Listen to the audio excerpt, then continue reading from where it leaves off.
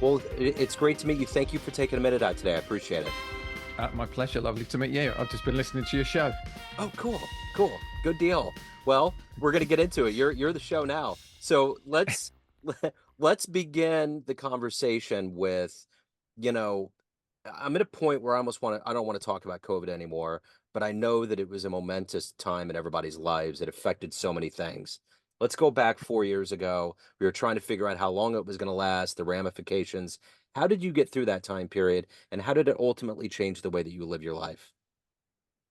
Oh, wow. That's a big question. Thanks, Joe, for starting straight off the bat. This is the cup of coffee. um, I used it to pivot. So both myself and my wife did. So at the time, I was national team coach for USA Cycling, running the track sprint program. Obviously, COVID came. The velodrome that we run the program out of shut down, didn't actually get open back up again for a year. I also have my own company coaching masters athletes. So that's 35 plus serious hobbyists. And the national team, so USA Cycling, closed the program and said, well, let's put it all on pause while we figure out what's going on with COVID. So I'm sitting there going, I don't have half of my work to do, the work that I most enjoy doing. What am I going to do next? So I actually sold my cycling coaching business to a coach that worked for me. And I was listening to a podcast on leadership coaches. I didn't even know that existed. And I'm listening to this guy and I'm thinking, this is what I should be doing. This is what my life has been building towards. I was an entrepreneur my whole life. I'd had various different businesses. I worked in real estate. I had a real estate business, which I sold because I didn't love it, and then went to cycling coaching. And I wanted something that mixed the emotional high performance world with the business world. That's where I really felt kind of the most excited and where I felt I could have the biggest impact. And as a cycling coach, I had impact, but it was with a very small number of people. I was working with groups of 10 people at a time. So this seemed like the right thing to do. And I started the process of opening that company, getting the training that I needed, and moving into what I do now. So speaking of what you do now, let's get to the heart and soul of what you do. I'm going to put you in front of a bunch of grade school kids, third graders. It's career day. One of the kids says, "Hey, what do you do for a living?" How do you answer that child? I help human beings be better versions of themselves so that they can find more fulfillment, so that they can understand themselves and the world around it, and they can be particularly effective in their relationships. And I specialize in a certain type of human being, and that is people who have started their own companies and their executive teams. So what did you want to be in the third grade? What was your dream? Helicopter pilot. Okay. Did you pilot? Do you do any of that now? No, I'm seriously considering getting my private pilot's license now. Yeah. I applied for the Royal Navy when I was 17 years old, and I did everything that you have to do to become an officer. So to be a pilot in the Royal Navy, you have to be an officer. So I passed everything you have to do to be an officer. And then the very last thing they did was the eyesight test, and I failed the eyesight test. Wow. They tested me for a week, and the Wow. last thing they did was the eyesight test. So you're so close. Yeah, Man. So my wife is totally enamored with the Blue Angels and we're watching a documentary on it. I just Wow, watched it. that's crazy. Like Yeah. the acumen, the precision, how hard it is to get in there. Like, I mean, those people are modern marvels.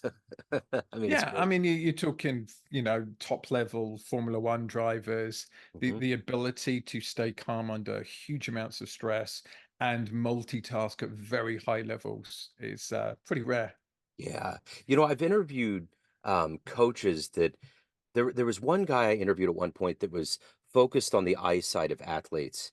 And I really like baseball and I think about baseball. And after that interview, I look at the eyes. Like I was looking at Shohei Ohtani the other night, just the way he is. And he's just calm in the middle of that tempest.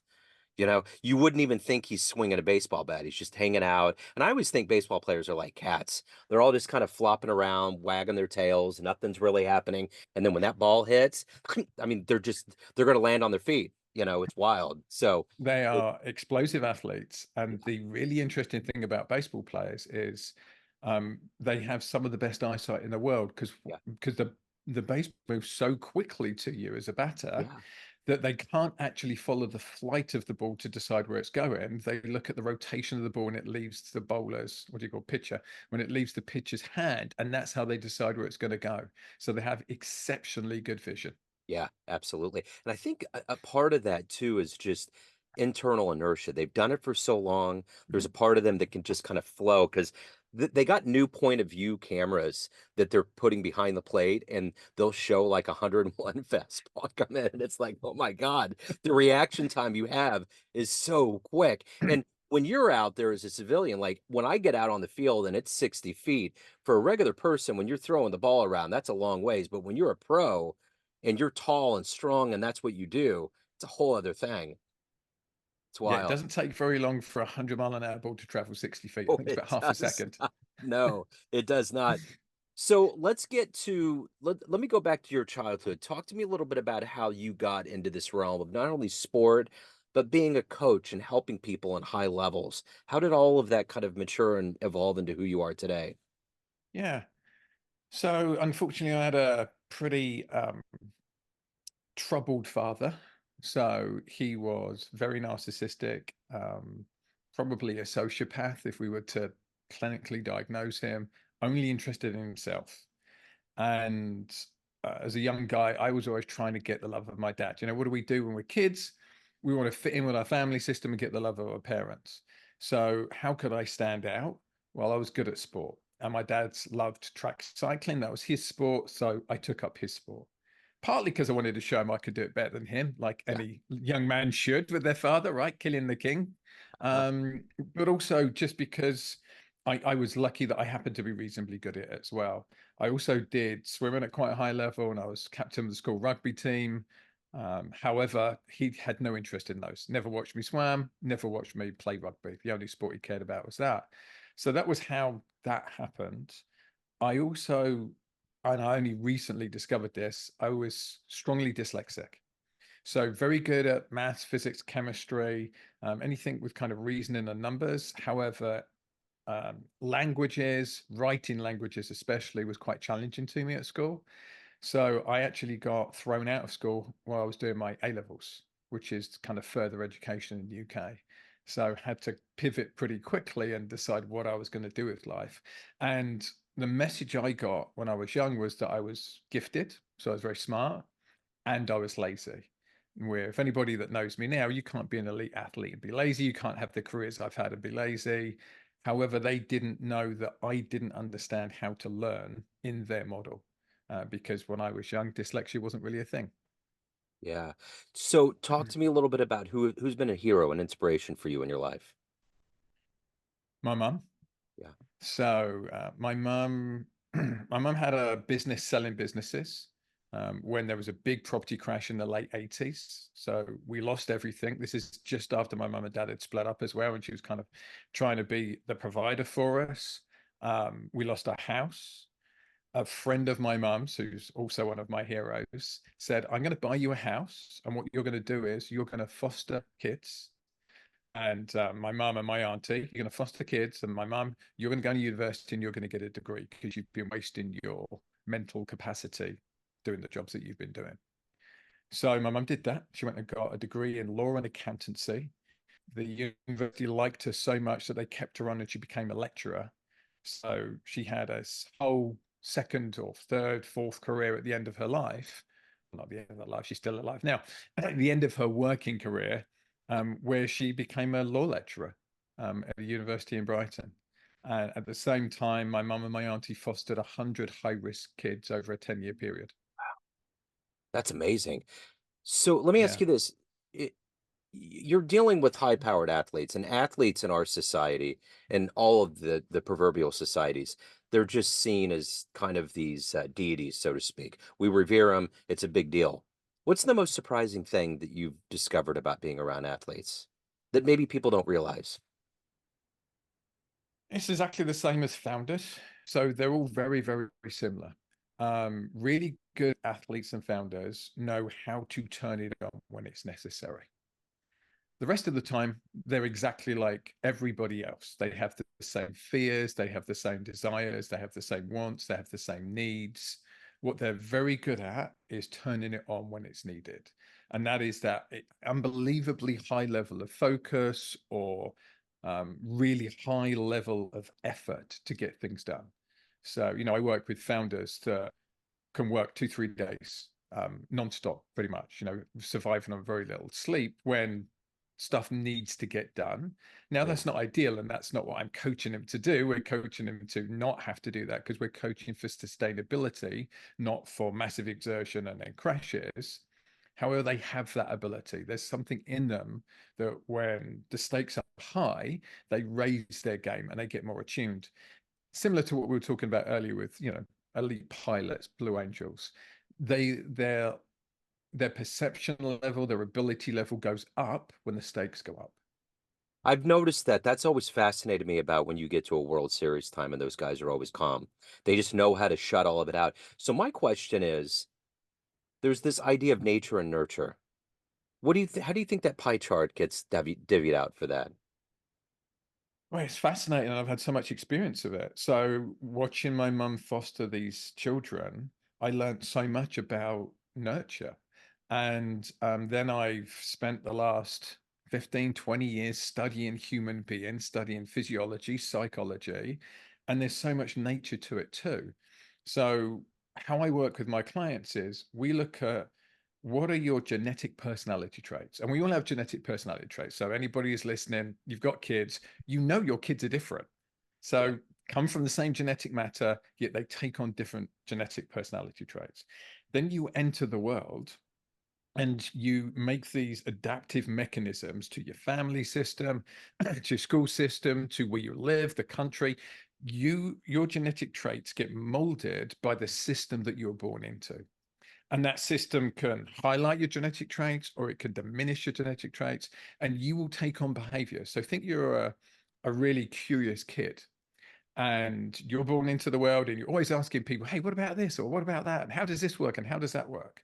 You might get parents that have the time and the patience to explain things to you and to give you the resources to learn yourself. Or you might have parents who are working 2 jobs and don't have that time. And they're like, hey, just you're too much. Please stop asking me questions. And Yeah. then you will adapt your behavior. And then when you move into adulthood, you're no longer in that family system, but you carry those adaptive behaviors on. Yeah. So, how I work with my clients is we uncover your genetic personality traits. What is it you're bringing to the world? So, one for me is presence. I'm very good at being with another human being. It also means, though, that my protective mechanism is sometimes I have to shut myself off and rest because it's very tiring to be that present with people. Yeah. Another one for me is brilliance. I'm smart. And the other kind of the survival adaptation as smart is I will use my intelligence to get noticed. Well, as an adult, people don't like that. So it can have a handicap. So I try too hard and I try to be too smart or think I have to be the smartest person in the room. And that doesn't make other people around me feel good. So learning that as an adult and realizing, okay, I've taken on these adaptive behaviors to get my needs met. Basically, we're all little kids that want to be seen, loved, acknowledged, and appreciated. So once we understand that and think, how am I behaving now as an adult? And how is that related to the adaptive behaviors I took on as a kid?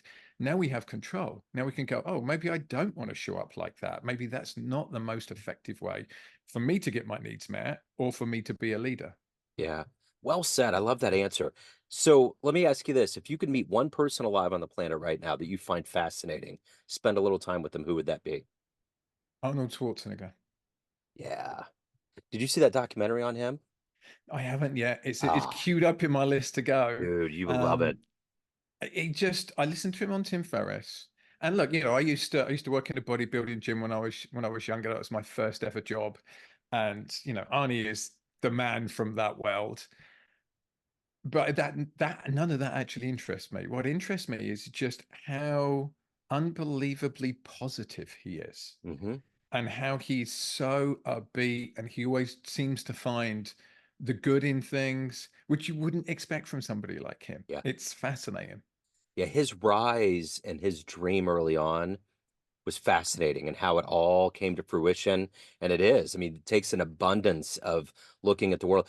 There's in my other incarnation as a jazz radio host, I just saw a show about a month and a half ago with this young blind piano player named Matthew Whitaker, and he's amazing. He reminds me of Stevie Wonder. He just channels this vivaciousness and this fun that's infectious.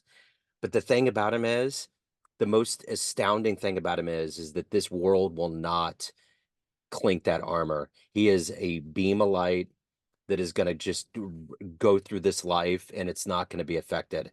And there's just such a beauty when you it's very rare that I've been around someone that is naturally a genius like that, that can emote that level of light. It was unreal. So, like with Arnold, it's the reason why he's done all of these things, because he has maintained that positivity. And it's and and he's a genius. I mean, there's yeah, no two ways about it. He's incredibly smart, which again you wouldn't necessarily have assumed right. and put with somebody that started his career as a bodybuilder.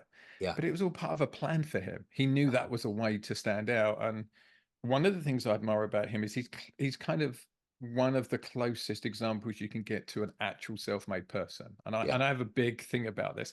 There's no such thing as a self-made person. Anybody that claims to be self-made is ignoring all of the people around them that have helped them. Yeah. Nobody gets there without some kind of support, mentorship, and Arnold talks a lot about that. Yet he is also one of those people that have really created his own life. Yeah. So what is that motivation for you every day to get up and to do this work? You're doing work where you have to give a lot of yourself, as you said, and you also have to evolve as a human. So what's that combined gas in your tank every day that makes you who you are? I'm unbelievably curious by nature. And I always want to be a better version of myself. I'm so driven by high performance. Everything I've always done is how can I be better and how can I do this better? And to get to do that with other people that think like that, because the majority of people get to a certain level and they think, okay, that's enough. I'm comfortable. Because to continually strive to be better, it's tiring and it's hard work. And there's a lot of courage involved in it because you've got to face yourself and go, where is it that I'm not doing as well as I'd want to? What are the behaviors that I need to change?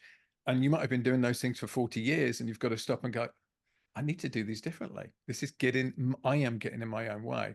So being able to work with people, reflect things to them that probably nobody else in their life has ever either been able to verbalize to them in a way that they can hear it or could see it but didn't have the courage to tell them, and then the impact that me being able to do that in a kind and loving way that is supportive to them, because I'm not in a romantic relationship where I'm saying, I wish you would stop doing this. I'm in a relationship where I'm saying, here's an opportunity. Do you want to take it or not? Here's the next gain for you. Do you want to take it or not? And I'm offering opportunity. So I get to do this in this optimistic, positive way. Even things that are very painful for people to hear, there is an optimism and there's a positivity to it because it's an opportunity. Yeah. So of all of the clients that you've worked with, what's been one of your favorite client success stories? Um, I'm actually going to pick an athlete for this. Okay. So, young man that I coached back in the UK, when he first came to me, and it was just as I was leaving UK. So our entire coaching relationship was online. He spent 2 months with me in San Jose over a 4 year period, and that was the only time we got to work together in person. So he came to me. He'd just been let go from the national team, GB national team. He was 17 years old. He had issues with both of his knees, and he just had a hernia operation. Wow. However, I knew he was one of the most talented people that I'd met. Like there was just an unbelievable raw talent and also a huge amount of mental dedication. So we very slowly put him back together again physically, starting at incredibly low levels, which was frustrating for him. And his patience was exemplary. Build him back together. It took 3 years. He got back onto the GB national team. Within 6 months, went to the Rio Olympics as the reserve, so didn't get to race. So he was the fourth man of a three-man team. Was there, but actually didn't get to race. Then went to Tokyo and got a silver medal in the team event at Tokyo. Then wasn't sure what he wanted to do, so started a business with me. So the first round of my leadership coaching business, he was part of. Um, Felt he hadn't quite scratched the itch of cycling, so went back to track cycling again. That still wasn't enough for him, so he went and did an MBA in college and has just accepted a position with McKinsey as a business consultant. Wow, that's amazing. Yeah. So let me ask you this. You have to give a lot of good advice to your clients. That's just kind of the nature of what you do. What's the best advice that you've ever gotten? Oh, what a big question. I don't think there is one best advice. Okay. And I think that also then diminishes all the wonderful teachers that I've had, therapists, coaches, sports coaches, teachers. I think the best advice that I keep getting from people is be yourself. Yeah. Don't try so hard. My mum said this to me when I was little, and it took me about 30 years to actually understand it. She said to me, don't try so hard. People love you for who you are. Yeah. And now that is kind of my job, is to uncover people to themselves and say, people love you for who you are. I work with a founder, and his survival mechanism is he either feels worthless or brilliant. So he feels he either has to have the entire weight of the world on his shoulders and he is coping for everybody, or he's a failure. Uncovering that to him and showing him how that plays up in the world for him has just made his life so much freer, because now he can start to let go of that. He's Yeah. starting to realize he is not responsible for everybody else. He's not responsible for everybody in his company. He's not responsible for all of his clients. He's responsible for him and how he shows up, and that is it. And it's so freeing to watch him go through that process. So I think, yeah, the best advice is probably, and I've had this multiple times from multiple people, is just be yourself and spend more time getting to understand yourself and be comfortable yourself. There's a David Bowie quote about this, which is the most successful people spend their entire life getting back to who they were. So we're born with all these great qualities, then we adapt to everything that life throws at us, and then we have to let all of that go to get back to who we're really meant to be. I took my stepdaughter who just turned 18 to an amusement park, and we were at a ride, roller coaster ride called the Time Traveler. And I just turned 51. And she was like, "What have you learned after all this time?" And I said, "Everything is cyclical. Even if you don't think, even if you think you've gotten away from something earlier on in life, you're going to come back to it. You always have to reckon all of these things, you know? So it's funny you say that, because it really is. No matter what it is, there's always a chance that that train's going to come back down the track, you know? Joe, I was on an intensive retreat. So I did a 9-month coaching course, and it finished with a retreat in Costa Rica, and it got intensive that week. And I just remember being there and saying to one of my coaches this retreat, I've done 20 years of therapy. I've done 25 odd years of being in men's groups and doing this work. And there's still more to uncover, and there's still more that I need to learn about myself, and there's still stuff that needs to change. And I was pretty sad. I was like, I thought I've done the work. Yeah, And her smile, like she kind of smiled it up and she went, great, this is the rest of your life. And it really is that it's a journey. And if you yeah. think, for me, if I ever think I know it all, I need to stop what I'm doing, because I want to keep striving for there's more to learn, there's more to learn. For sure. So let's say you have a dream tonight. You run into the 18-year-old version of you. You can give that young version of you a piece of advice based on the wisdom you've gained in your life so far. What advice would you impart on that young version of you?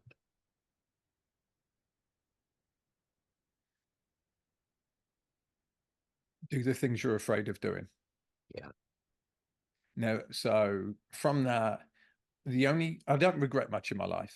I'm very lucky like that. I've had an incredible life. I've had the most amazing experiences. The only things I regret is the things that I didn't try.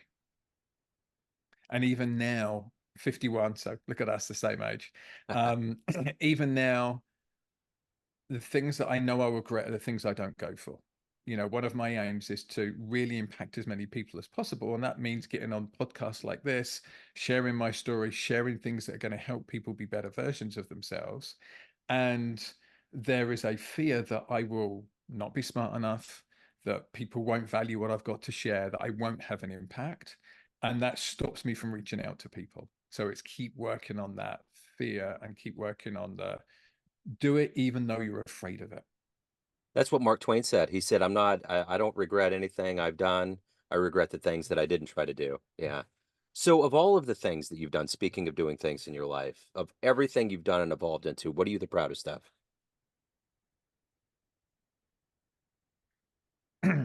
Not becoming my dad.